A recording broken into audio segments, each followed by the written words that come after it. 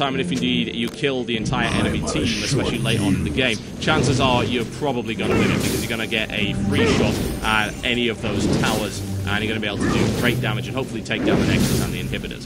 Now, Blitzcrank moving in right here should be able to grab him. I think this is a fairly good shot. There we go. He tries to escape, but I put a pillar of filth in his way, and then we absolutely twat him. Down he goes.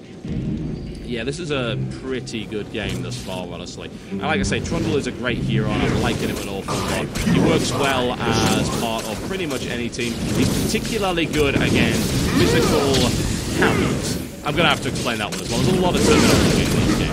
So, a carry, generally speaking, is a hero that is quite weak early on. But if he gets fed and if he gets good kills and if he doesn't die too much, he can end up carrying the team at the end. Usually he's subpar at the start of the game, but he'll get an awful lot better. Like Tryndamere, for instance, that hero up there, he's kind of a carry. He can become an absolute monster late game if you let him, which is why I'm not going to let him. I'm actually going to bring him about a bit. There we go, down. Nicely done. So, right now, I'm pretty much carrying the team. I mean, I'm 7th in Ord. We're doing really, really well. We've pushed the second tower right now, so we're actually at the base tower. If we kill the base tower, we get access to their inhibitor, which means we can super creeps, and then things get really messy. You might also notice that there are 2 of these creatures on either side of the map. Sometimes you can go into the enemy jungle and steal theirs. Right now, for instance, I'm at no risk of being killed, so I'm going to steal their red buff.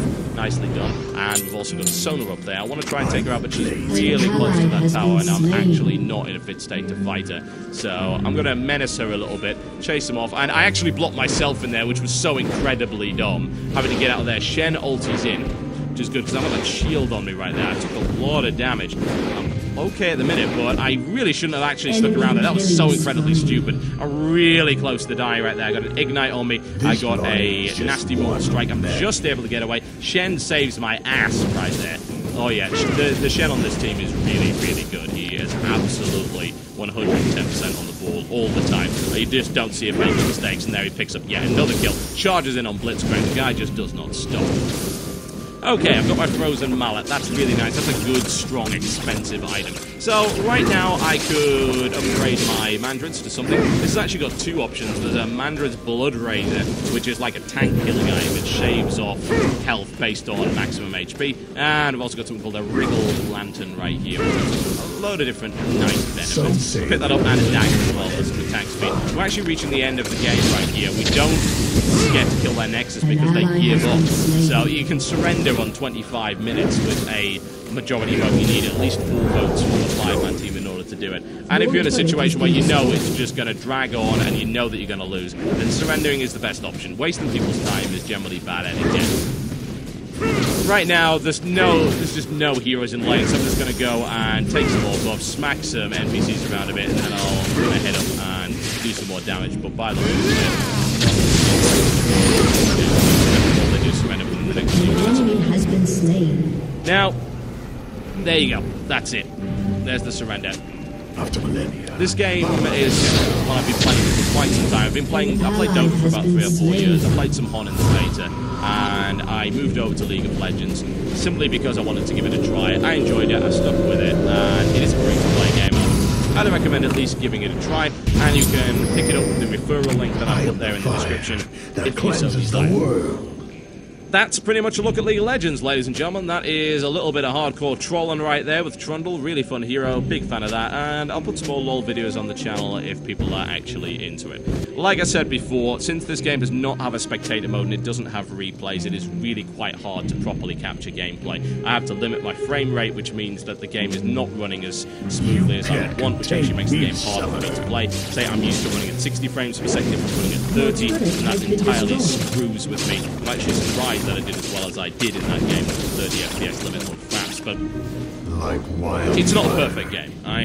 People say that Hon is better or whatever, and people will always have their own personal preferences, and in some areas Hon indeed is better as an e-sport, as a competitive sport, and indeed in terms of its actual skill ceiling, Hon is the highest skilled game, although don't let to say that the performance of the game would be a lie. Hon has a few extra aspects which make it a little bit more difficult and also add a little bit more micromanagement in, such as, say, 59. Personally, that's not a mechanic that we like, but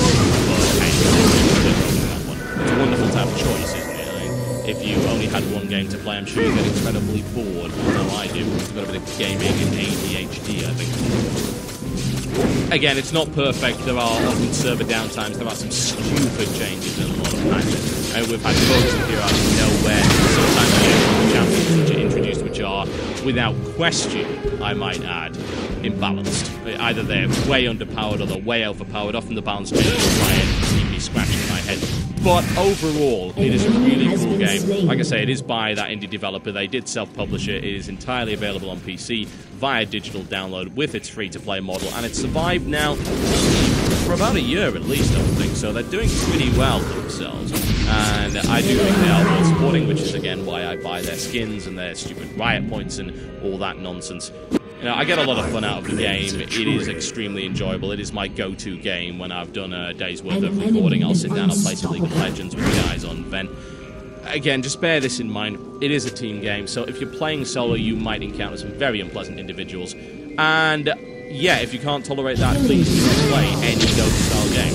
People can be really unpleasant. They can But if you're playing with friends and you're playing as part of a mixed team, it can be a really rewarding, highly tactical, and very cool experience.